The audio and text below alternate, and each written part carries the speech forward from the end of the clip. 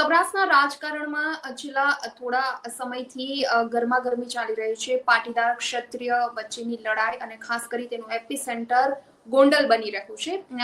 ગોંડલમાં કાયદો અને વ્યવસ્થાની સ્થિતિને લઈ તો ગોંડલ બદનામ છે જ, કારણ કે થોડા સમયના અંતરે કોઈ ને કોઈ એવી ઘટના સામે આવતી જ હોય છે જેના કારણે કાયદો વ્યવસ્થાની સ્થિતિ પર સવાલ ઉઠતા હોય છે. પરંતુ આ જ સ્થિતિ જ્યારે સર્જાય અને તેમાં વચ્ચે રાજકારણ ભળતું હોય છે અને આક્ષેપ પ્રતિ આક્ષેપનું આ રાજકારણ ખૂબ આગળ વધી જતું હોય છે. થોડા સમય પહેલા અલ્પેશ કથિરિયા, જિગીશા પટેલ અને ધાર્મિક માલવિયા જેવા પાટીદાર નેતાઓ છે, લોકો છે કે જે ગણેશ ગોંડલના પ્રભુત્વવાળા ગોંડલમાં પ્રવેશ કરે છે અને ત્યારબાદ આ એક માત્ર મુલાકાત નથી બની રહેતી, પરંતુ એક શક્તિ પ્રદર્શન બની જાય છે અને ત્યારબાદ આ પાટીદાર નેતાઓનો ત્યાં વિરોધ કરવામાં આવે છે.